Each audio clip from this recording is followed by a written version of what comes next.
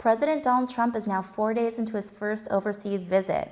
Trump arrived in Saudi Arabia on Friday to meet with King Salman to discuss arms deals and other investments. Today, the president arrives in Israel, meeting with President and Prime Minister. Over the coming days, Trump will make stops in the Vatican, Belgium, and Sicily. Puerto Rico's governor has announced he will move the island's debt crisis into federal bankruptcy court. According to the Associated Press, the U.S. territory needs to restructure roughly $73 billion of bond debt, as well as nearly $50 billion of unfunded pension obligations. This will be the largest government to seek refuge from its creditors in the United States history. On to local news. The University of Oregon is making cuts to some of their programs. One of the most recent cuts is their substance abuse prevention program, more commonly referred to as SAP. Since 1987, SAP has been one of the mainstays in the College of Education. The director of the program said the cuts impact 30 faculty members and over 1,000 students enrolled in their courses every term. Faculty members from the Substance Abuse Prevention Program have created a petition following the University of Oregon's announcement to terminate the program. A new study shows Oregon is one of the least affordable states for low-income college students. According to the study, the neediest families in the U.S. must commit an average of 77% of their total income to cover the cost at a 4-year school and 50% at a 2-year school.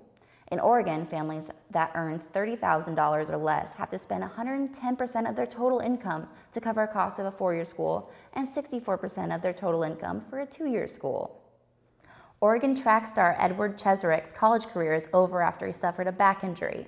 According to a press release, Cheserik will not be able to run at the West Regional, which disqualifies him from the NCAA championship. In the wake of the firing of TV personality Bill O'Reilly at Fox News, the company's stock has started gaining ground. It has been down 4%. This morning has recovered nearly half of that loss. If you enjoy design and want your work displayed, UO Libraries is now accepting entries for their computer wallpaper design competition. The winning creation will receive a prize of $300 as well as their design as the background image on over 700 UO Library computers. The sun is here in Eugene and it looks like it's going to stay, at least for this week. Today will be sunny with highs in the upper 80s, so don't forget your sunscreen. Tomorrow will be also in the 80s with lows in the 40s. For Wednesday, it's supposed to drop down into the upper 60s, still with sunshine but times of cloud coverage. Thursday will be sunny in the 70s, great weather to go bike riding. Speaking of bike riding, a new path is now accessible in Springfield. Willamette Lane revealed the new trail on Saturday by hosting the Spirit of the Mill 5-mile race. The path was constructed to follow the same course as the mill race that was used in 1852 by loggers. The newly established pathway commemorates the history of Springfield while celebrating the future. For those who are heading into town for the game, here's what the weekend forecast will look like for Eugene. Friday will be cloudy with times of sun. Saturday will be mostly sunny, so if you're planning on coming to the game, you will finally break out the sunglasses again.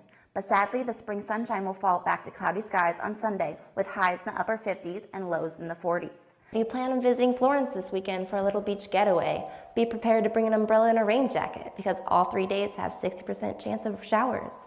Perfect weather for staying indoors and catching up on some homework. If you have allergies, get out your Allegra because pollen count is rising due to early spring tree pollination.